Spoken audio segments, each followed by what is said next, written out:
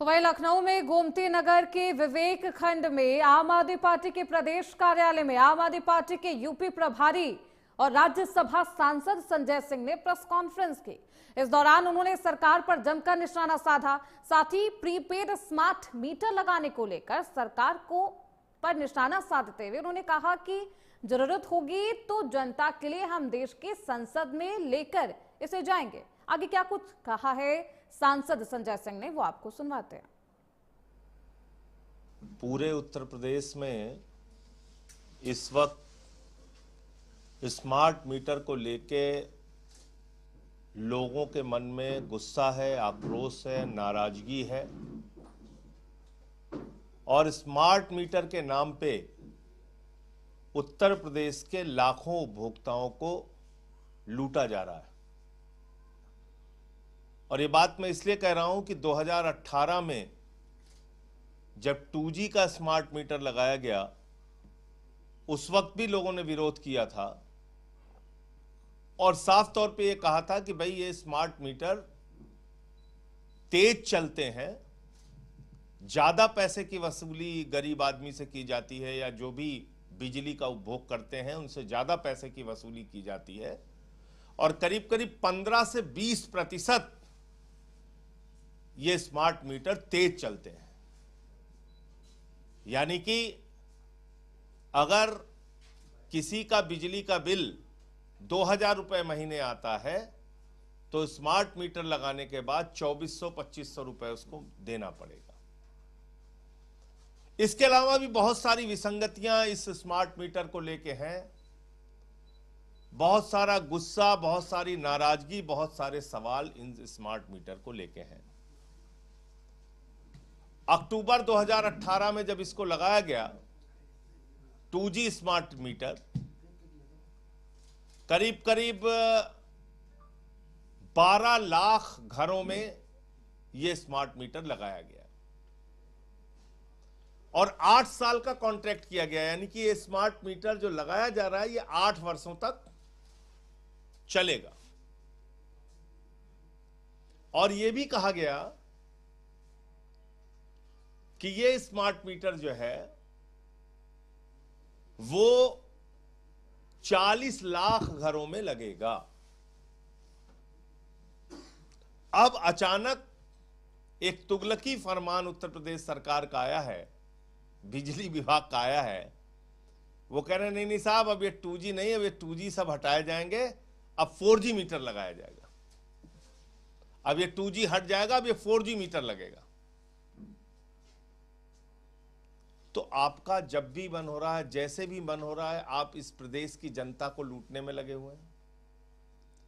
959 करोड़ रुपए प्रदेश की जनता की गाढ़ी कमाई का पैसा वो किससे वसूला जाए, किससे मांगा जाए, कौन इसके लिए जिम्मेदार है? आप टेंडरिंग करते हो 8,400 रुपए की और टेंडरिंग करने के बाद वो मीटर लगाते हो, टेंडर करते हो 8,415 रुपए के हिसाब से और मीटर लगाते हो 6,016 रुपए के हिसाब से। ये देखिए आप, इसमें आपने घपला किया, घोटाला किया और अब आप कह रहे हैं वो 2G का मीटर बदला जाएगा, 4G लगाएंगे। अरे भैया 2018 में ही 4G लगा देते। पहली बात तो स्मार्ट मीटर क्यों लगा रहे हो? और ये प्रीपेड स्मार्ट मीटर का जो संकट है वो कितना बड़ा होने वाला है आप अंदाजा लगा सकते हैं कि इसमें जैसे ही पैसा खत्म होगा आपके घर की बिजली खत्म हो जाएगी। पैसा खत्म, बिजली खत्म, आप अंधेरे में रहने के लिए मजबूर होंगे। भीषण गर्मी हो, आपके बच्चे रोते हो, बिलखते हो, चीखते हो। मई जून के महीने में जब भीषण गर्मी पड़ती है, पैसा अगर आपका खत्म हो गया तो आपकी बिजली गुल, आपके बच्चे रोते रहे फिर। और दूसरा इसमें सबसे बड़ी विसंगति क्या है? भाई बिजली एक दाम में खरीदती है ना सरकार, 5 रुपए यूनिट, फिर आपको 6 रुपए 7 रुपए यूनिट बेचते हैं, 4 रुपए यूनिट, लेकिन आपसे तो एक फिक्स रेट लेते हैं वो। अब इसमें प्रीपेड में क्या है? टाइम के हिसाब से आपसे वसूली होगी।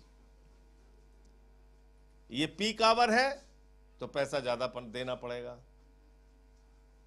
किसी समय पीक आवर नहीं है तो पैसा कम देना पड़ेगा। ये कौन सा नियम है?